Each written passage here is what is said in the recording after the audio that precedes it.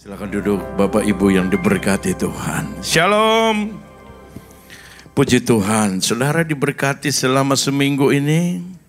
Banyak masalah yang terjadi dalam kehidupan kita, pasti ada. Tidak ada hidup yang tidak ada masalah. Tapi kalau kita beriman dan percaya kepada Tuhan, kita akan melewati semua.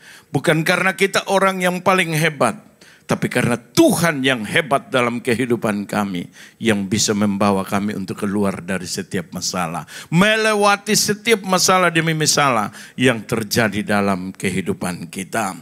Minggu yang berkualitas ke-1002. Saudara yang dikasih Tuhan, 1002 kali hari Minggu. Bapak Ibu sudah beribadah dengan kualitas yang diberikan kepada Tuhan yang luar biasa. Datang beribadah artinya kita berbakti. Berbakti itu artinya memberi, bukan mendapat. Saudara jangan salah. Jangan sampai saudara saya datang untuk saya pulang saya dapat. Tidak. Kita datang untuk memberi yang terbaik kepada Tuhan. Hidupmu, bukan uangmu, tapi hidupmu, hatimu yang terbaik diberikan kepada Tuhan. Masalah berkat jasmani tidak usah di ngomong. Kalau kita sungguh-sungguh, berkat yang mengejar kita, bukan kita yang kejar berkat. Amin. Karena firman Tuhan juga berkata, berkat-berkat jasmani itu semua dicari bangsa-bangsa yang tidak mengenal Allah. Apalagi kita yang mengenal Tuhan, yang hidup sungguh-sungguh kepada Tuhan, yang mau memberi hidup ini kepada Tuhan yang sungguh-sungguh. Tuhan pasti pelihara hidup kita dengan cara Tuhan. Bukan cara dunia, tapi cara surga yang akan memelihara hidup kita. Supaya apa? Damai sejahtera terjadi dalam setiap kehidupan kita. Amin. Supaya kita menikmati hidup ini bersama-sama. Minggu yang berkualitas ke-1002, Mega Project Karakter Kristus hari Kamis. Nanti saya sebutkan, Bapak Ibu ikut ya. Mega Project Karakter Kristus hari Kamis. Sabar, ramah, jujur, berhikmat. Mega Project Karakter Kristus hari Kamis. Mega Project Karakter Kristus hari Kamis. Sabar, ramah, jujur, berhikmat. 4 kata yang kita pulang kita harus bawa. Sabar. Orang sabar pasti ramah. Orang yang ramah harus jujur. Jujur itu dari hatimu keluar kejujuran. Ya, kadang-kadang kita senyum tapi tidak jujur.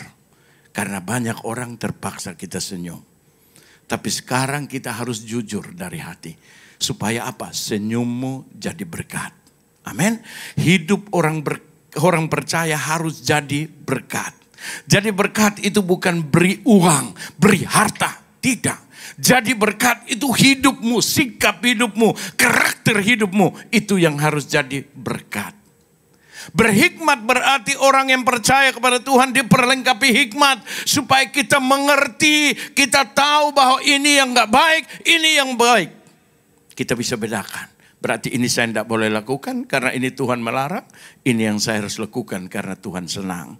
Kalau kamu mengasihi aku, dia bilang, kamu lakukan perintah-perintahku. Jangan perintah dirimu, tapi Tuhan yang harus perintah hidup kita. Kenapa? Karena Tuhan bilang, Paulus bilang dalam Korintus, kamu sudah dibeli, harga sudah lunas dibayar. Amin. Kita yang berhutang kepada Tuhan. Jadi apapun yang kita buat belum cukup. Sampai kita pulang. Dia menyediakan rumah yang kekal. Dia Tuhan terlalu baik bagi saudara dan saya. Kebaikan Tuhan itu dia mau supaya kita menjalankan hidup sesuai apa yang dia mau dalam kehidupan kita. Baik saudara, kita masuk dalam tema kita, doa ibadah dengan karakter Kristus. Artinya kita berdoa, beribadah, tapi kalau kita tidak memiliki karakter yang baik, sia-sia.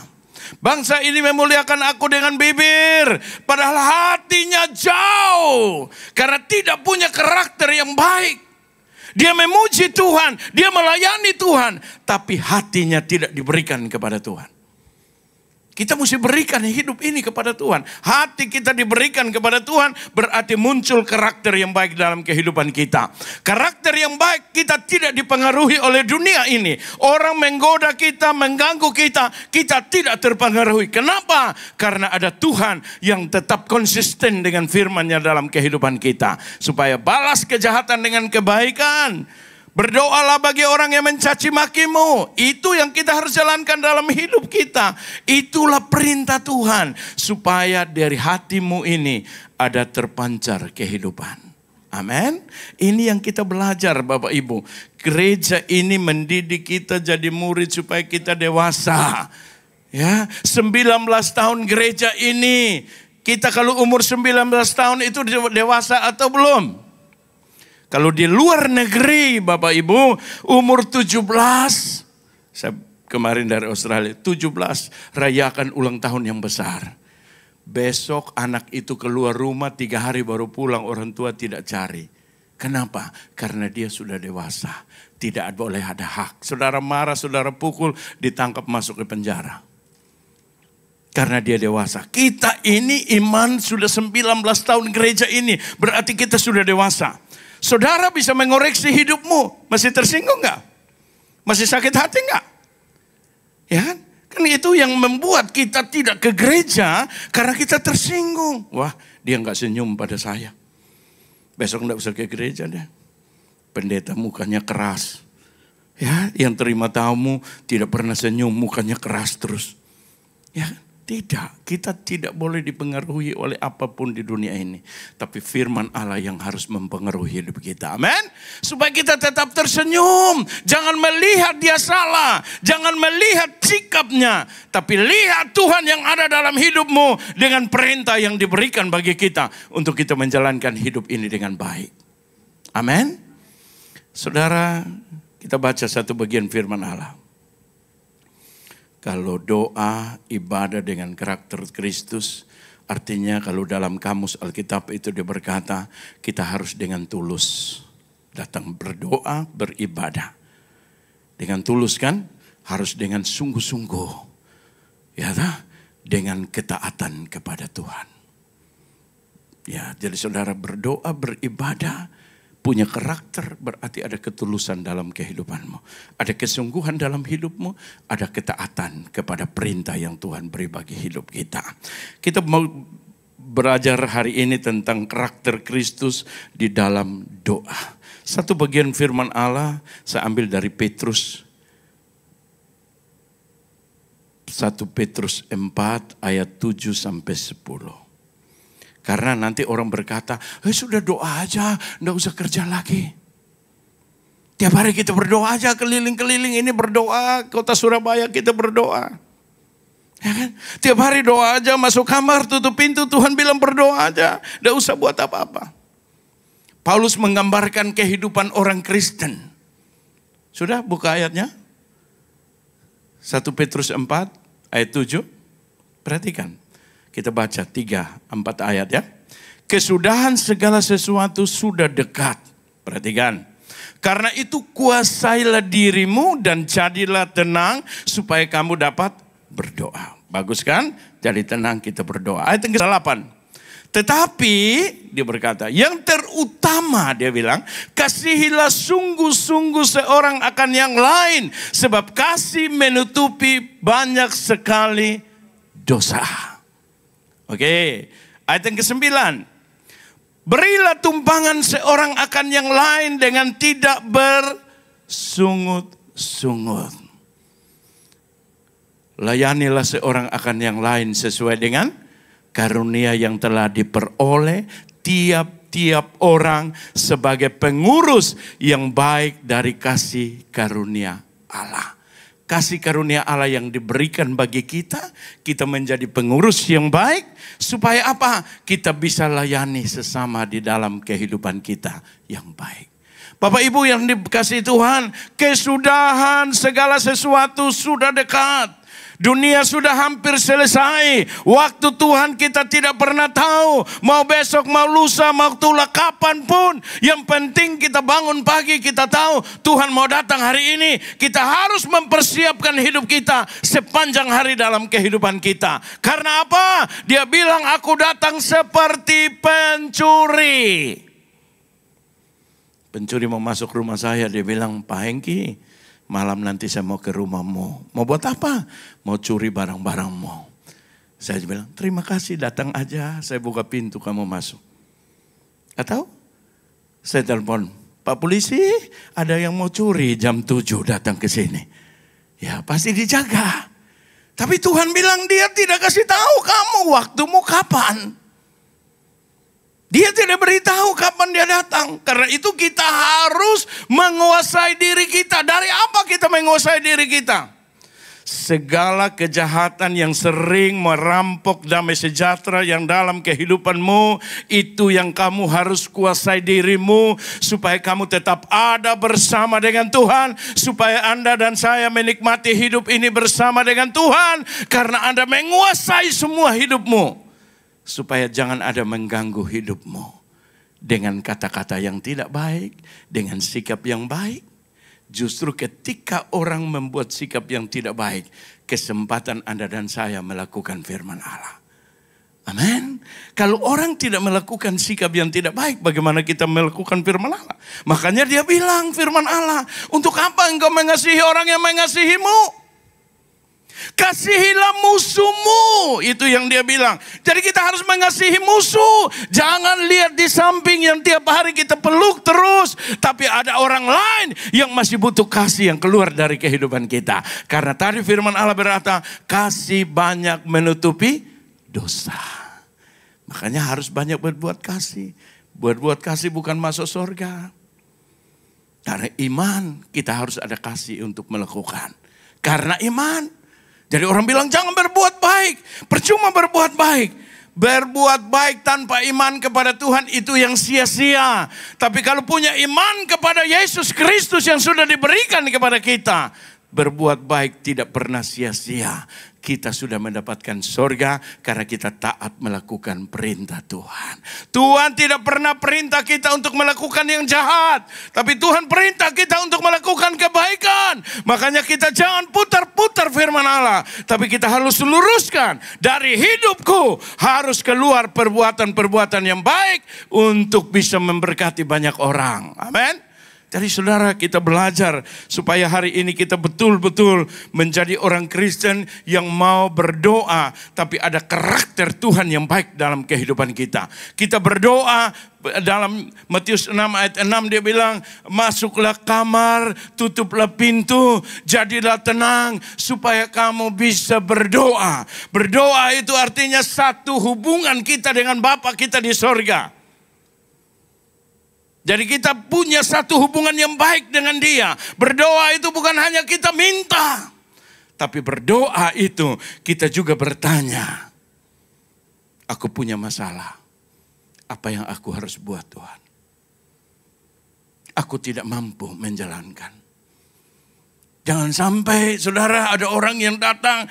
Dia mau mengancam-ngancam kita. Saudara masuk kamar berdoa.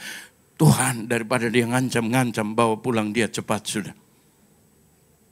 Ya kan? Daripada istri ribut-ribut, bawa pulang dia karena yang lain sudah ada tunggu di belakang.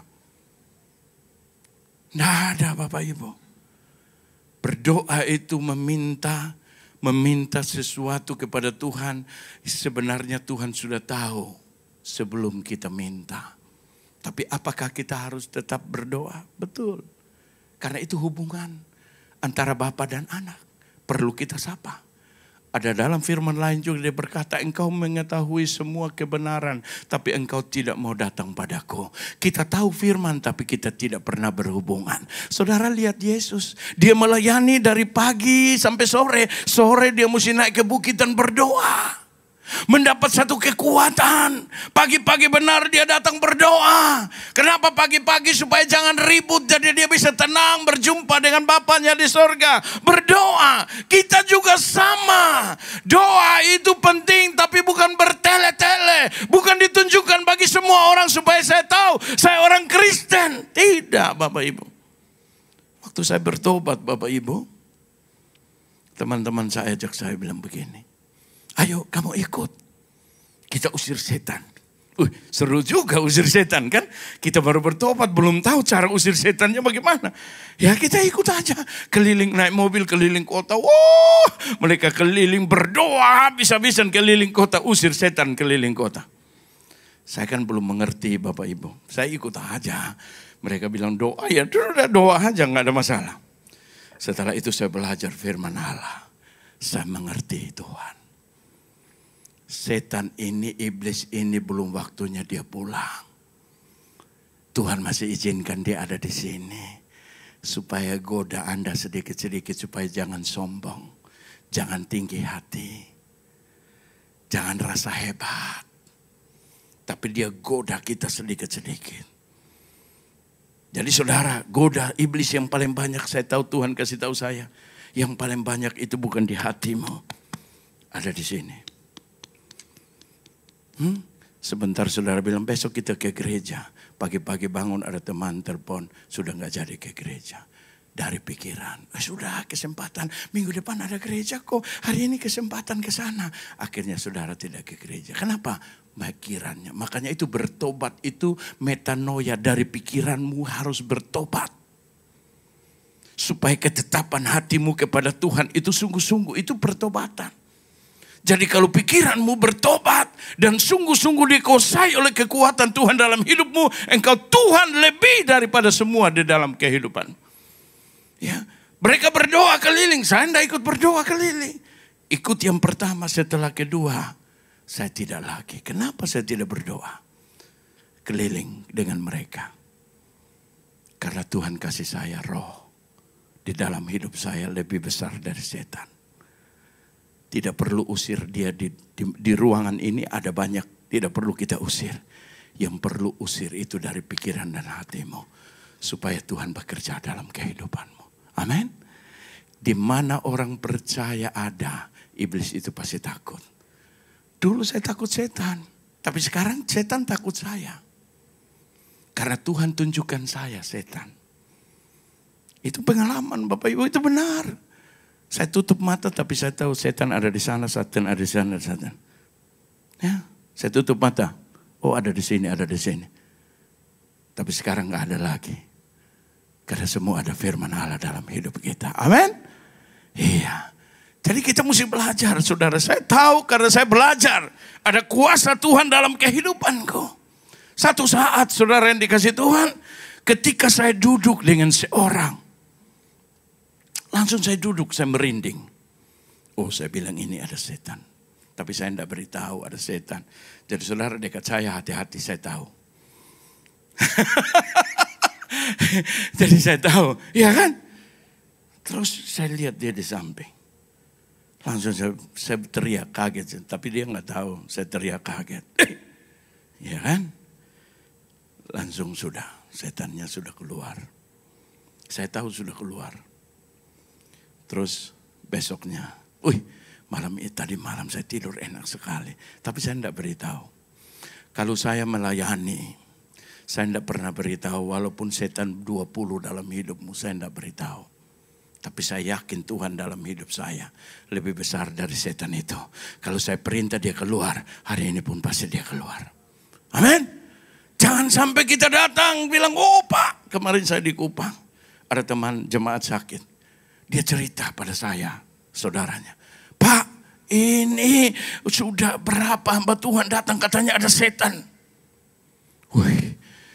Akhirnya mereka pulang, dia tetap sakit karena dia tahu ada setan.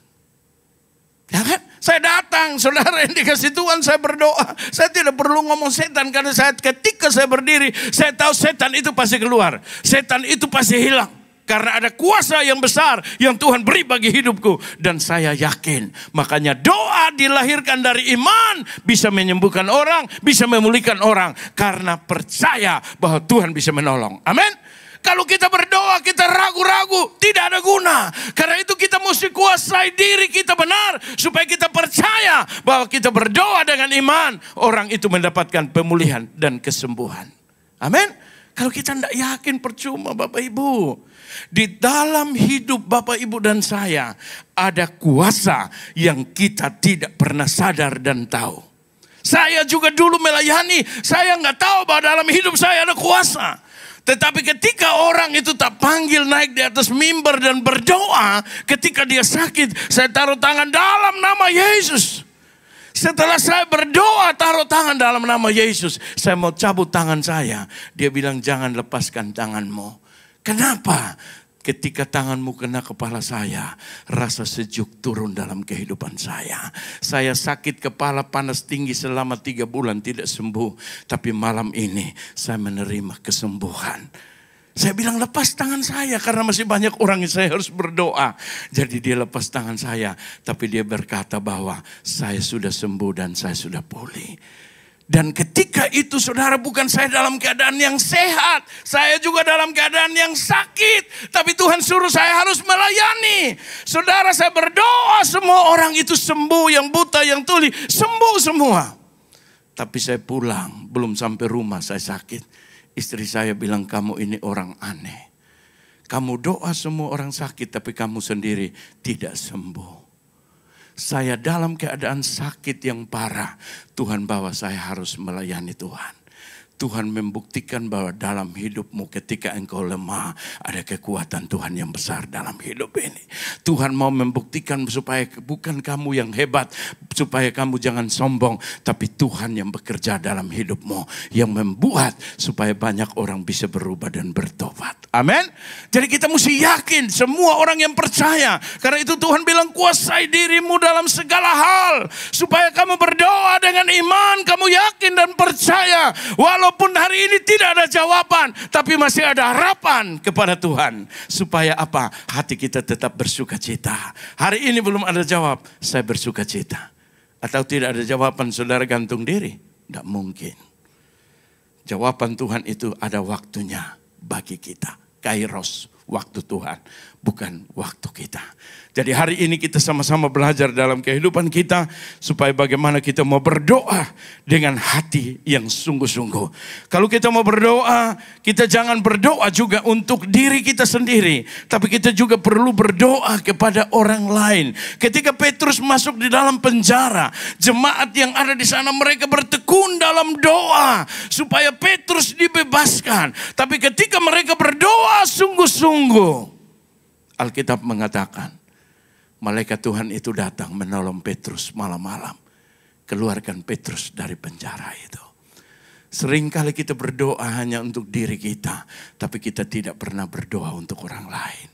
Karena itu tadi firman Allah berkata, supaya kita berdoa, kita punya belas kasihan dalam hidup kita, dan kita juga bisa menolong sesama dalam hidup ini. Berarti kita berdoa, tapi ada tindakan iman juga yang kita harus menolong sesama dalam hidup. Jangan sampai kita berdoa begini. Biasa orang berdoa, ya saudara jangan tersinggung kalau saya ngomong. Tersinggung berarti harus berubah hari ini. Biasa orang berdoa, Tuhan kami sudah diberkati makan dan minum. Berkati orang-orang yang susah di luar. Itu perintah Tuhan untuk berkati orang di luar. Seharusnya kita doa yang benar. Tuhan aku sudah menerima berkat. Ajar aku supaya menjadi berkat bagi orang-orang di luar. Amin. Itu baru benar. Kita perintah Tuhan, suruh Tuhan berkati dia, mana bisa. Kita yang sudah terima berkat, makan yang enak. Usahakan dari hidup kita yang ada. Apapun kita beri untuk orang-orang yang berkekurangan. Makanya Matius 25, ketika aku lapar, ketika aku haus, ketika aku telanjang, kamu di mana? Tuhan kamu yang mana? Aku itu yang haus dan telanjang dan lapar itu. Ketika kamu melayani mereka, kamu melayani aku. Amin. Jadi kadang-kadang kita di gereja ini mendidik kita Bapak Ibu. Supaya hidup kekristenan kita harus jadi berkat bagi banyak orang. Jadi saudara dari hidupmu jadi berkat bukan ngomong duit. Kalau orang ngomong berkat itu ngomong duit terus. Pikirannya duit terus. Pikir surga. Pikirkan perkara-perkara yang ada di atas. Supaya apa yang kita pikirkan, apa yang kita buat. Semua menyenangkan Tuhan. Karena jiwa yang kita harus bawa kepada Tuhan. Kita baca satu bagian firman Allah. Filipi 1 ayat yang keempat.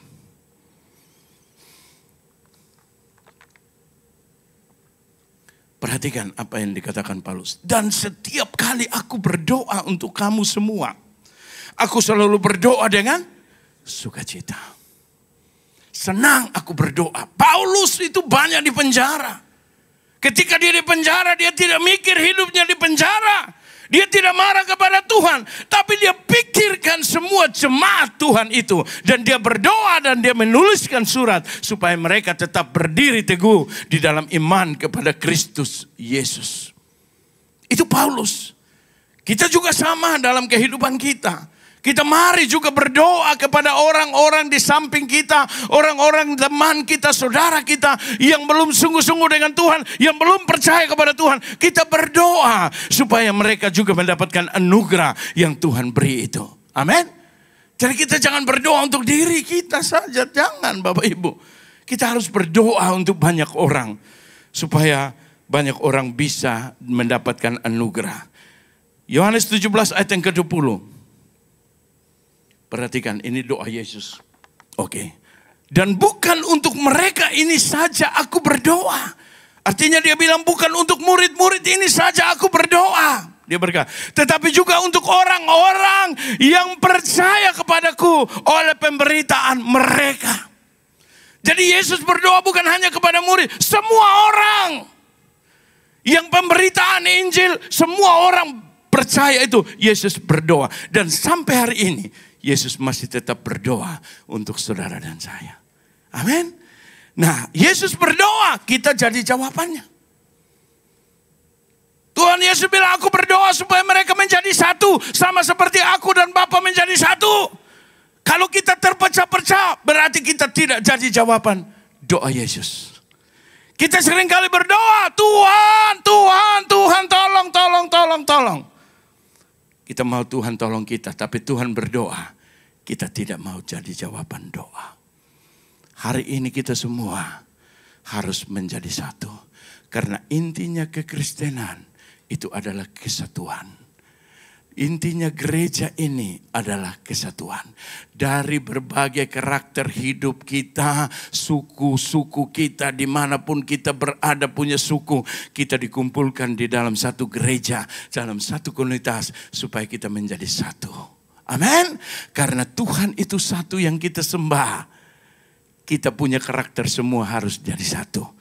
Pikiran dan perasaanmu terdapat di dalam Kristus Yesus. Kalau kita semua punya pikiran dan perasaan terdapat dalam Kristus Yesus, tidak kita sikut-sikut, tidak kita iri, tidak kita benci, tidak kita dendam, tapi kita akan tetap menjadi satu, mempertahankan kebenaran yang Tuhan beri dalam kehidupan kita, supaya Tuhan datang, bukan satu diangkat, bukan dua diangkat, tapi seisi rumah dibawa pulang ke surga yang kekal. Tuhan kasih peringatan, kalau ada dua di ladang, satu diangkat. Kalau ada dua di rumah, satu diangkat. Kalau ada dua di peranginan, satu diangkat. Itu peringatan, supaya jangan sampai kita sudah rajin gereja, suami tidak mau gereja, biar aja deh, gak usah deh. Ya kan? Anak gak mau gereja, biar aja deh, biar aja deh. Itu kita cinta diri kita, tidak pernah mengasihi orang lain. Amin. Kalau saudara mengasihi orang lain, saudara berjuang. Karena Tuhan mengasihi kita, dia berjuang. Bagaimana supaya kita mendengarkan Injil. Supaya kita bisa berubah dan bertobat. Dan hidup kita bisa sungguh-sungguh kepada dia. Oleh karena itu hari ini, cintailah jiwamu. Kalau Anda mengasihi jiwamu, Anda akan melakukan perintah Allah. Supaya roh yang ada Tuhan beri dalam hidupmu dikasih makan firman Allah. Kalau Anda cinta jiwamu, kasih makan roh itu dengan firman Allah. Supaya daging jangan menarik jiwa untuk melakukan kejahatan. Tapi roh yang menarik jiwa untuk melakukan kebaikan demi kebaikan. Kalau roh menarik jiwa, daging ikut. Dibentuk supaya mendapatkan tubuh kemuliaan Tuhan. Kalau kita ikut daging, dia tarik jiwa. Daging senang, tiap hari karaoke, mabuk, berzina, iri, benci, dendam. Tapi dia tidak sayang jiwanya. Karena daging mati ke tanah, kembali ke tanah. Jiwa yang kita kembali untuk bertanggungjawabkan apa yang kita buat dan kita lakukan. Manusia yang mati itu dagingmu. Tuhan itu yang mati dagingnya. Bukan Tuhannya yang mati. Dagingnya yang mati. Tapi dia berkata, akulah kebangkitan dan hidup. Dia itu Allah. Jadi dia hidup. Dia mati dan dia bangkit dengan tubuh kemuliaannya. Saudara dan saya mati.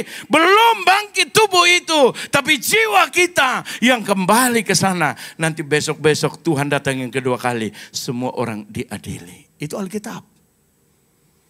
Tapi Tuhan datang yang kedua kali, bukan kita ini yang duluan naik. Orang mati bangkit duluan. Baru kita semua datang diangkat naik. Itu kedatangan Tuhan yang kedua kali. Tapi hari ini kita belajar. Supaya kita jadi orang Kristen yang mengasihi jiwa kita.